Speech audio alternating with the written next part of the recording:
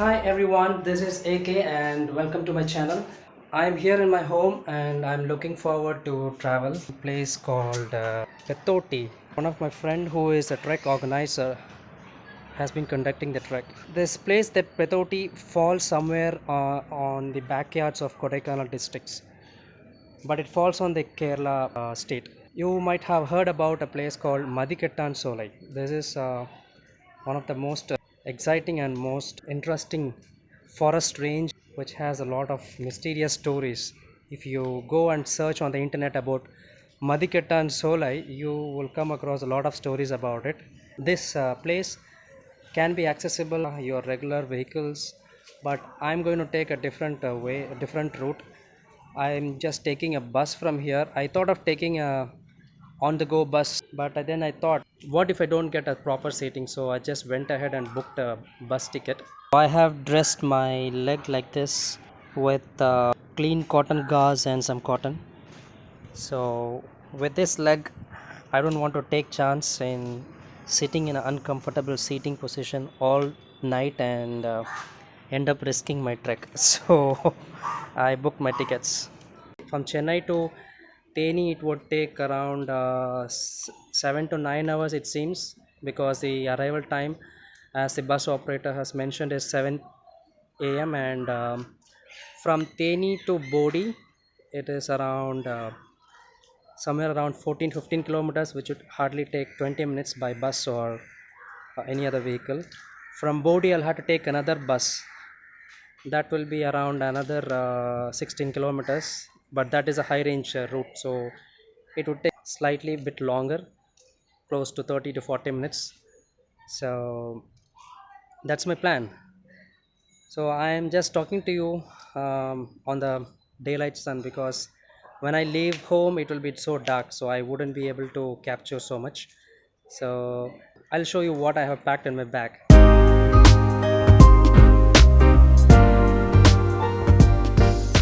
Packing for any trip on my journey to a trek or even a normal travel is always an exciting experience in my life. I always have a backpack like this, a travel backpack close to 45 to 60 liters. I prefer a bag with a bottom zip so that I can take things from both the sides, from the top and at the bottom. So I usually stuff the harder part like a rough pant or very hard clothing or a towel, so that I don't end up risking my bag or other delicate materials with a sharper instrument like this. For example, this trekking pole I have stuffed the trekking pole inside my camping tent. So I usually start filling up with the bigger items like a trekking pole, camping tent. This one is my tripod stand, so that I can figure out how much space is left out, and this one is my sleeping bag. So all these bigger items will make me help me calculate what else can I stuff inside. That is my necessary things, especially when it comes to smaller things. Packing them into a compressed way helps me to save a lot of space like this. So smaller items like undergarments, glove, neck warmers, socks, face towels, all these things I usually prefer packing into a smaller plastic bag, and then stuff with my regular t-shirts. For this trip I have packed a couple of t-shirts, a spare of one or two t-shirt extra, and then this one is my rain gear if at all in acquired, and then some winter gear, and then start filling with the smaller stuffs. This one is my camera bag, and when it comes to camera, I don't have a very sophisticated camera. It is a very simple, inexpensive action camera. This I bought almost 6-7 years ago. This one is not enabled with any great sophisticated gimbal. This one is a normal gorilla tripod which I bought a few months ago on Amazon. So this is pretty much a decent way to help me cover whatever I wish to cover. So this is all my camera setup is about. So I just pack my camera on the top so that I can access this quickly. And leaving out some space always on the top of the bag is always a good idea to accommodate any last minute items. So I'm ready and good to go.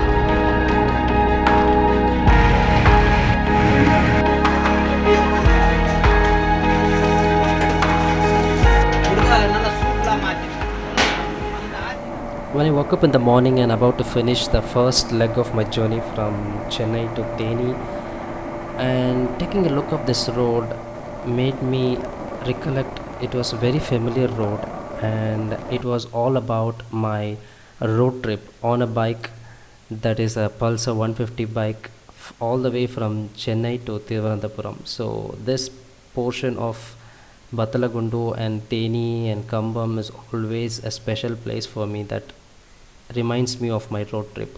So I spent a lot of time in Vagaman and Idike district, and then headed my journey towards Thiruvananthapuram. So take a look at few of my photos and videos I shot way back in 2016 in the month of July.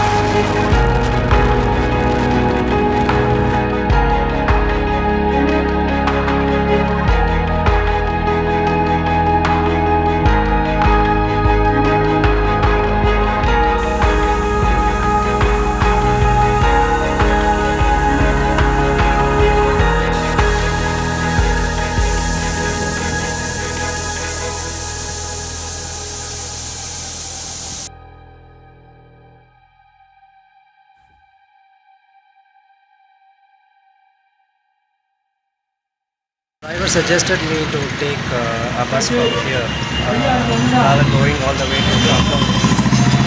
I can get down at this junction and take a bus from here. I didn't reach Theni by the expected time, so I preferred to get down at a place called Peripheral Junction, which is on the way to Kambam from Theni. Only after reaching this place I came to know that there isn't any direct bus connectivity from Tamil Nadu to Kerala, because Pupara is in Kerala. So I took a bus from this point to Bodhi, which is a bumpy ride on a shattered bus. I was so scared to look at the sorry state of the bus everywhere around. So the traveling time from this point to Bodhi is roughly 1 hour.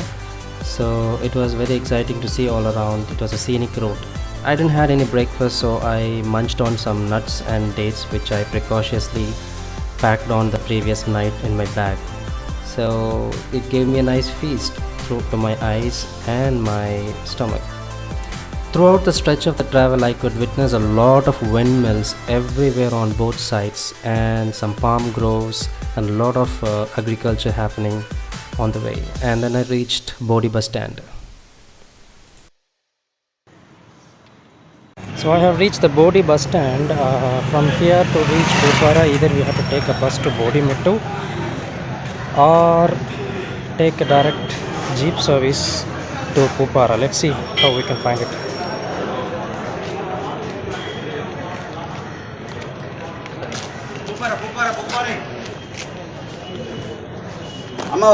அம்மா அப்படி set ஏற்றி விடுங்க.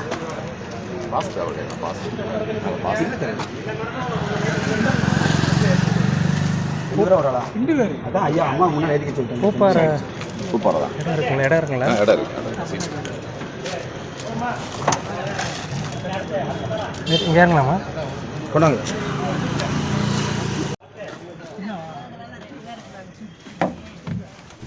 So I was lucky enough to find a jeep service that is about to depart to Pupara, and I got a seat at the back side. It was so tight with almost 4 to 5 people and with a lot of luggages of everyone. It was so funny and exciting to travel all along with these people.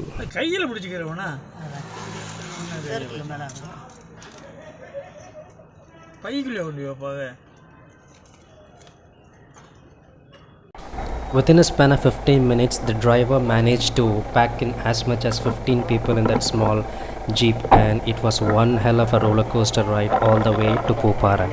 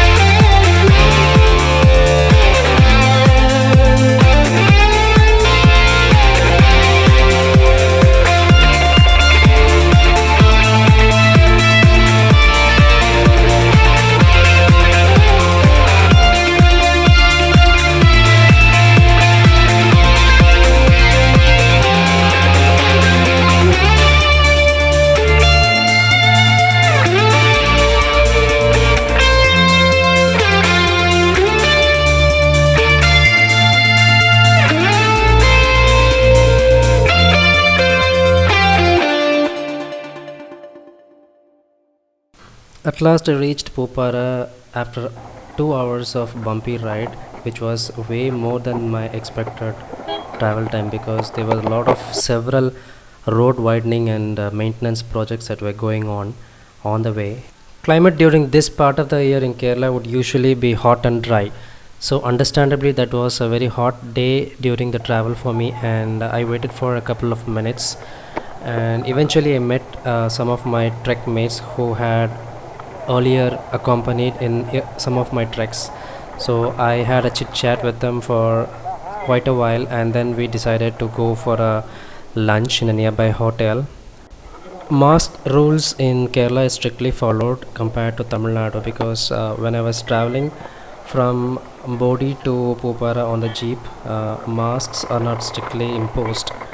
But here we can see everyone wearing mask even on the roads. So after finishing my lunch, I managed to find a place of worship so that I can have a refreshing splash of cold water and relax myself for a couple of minutes, and also had an opportunity to take a look at my dressing, which was for the past 24 hours. Luckily my wound was in a very good shape.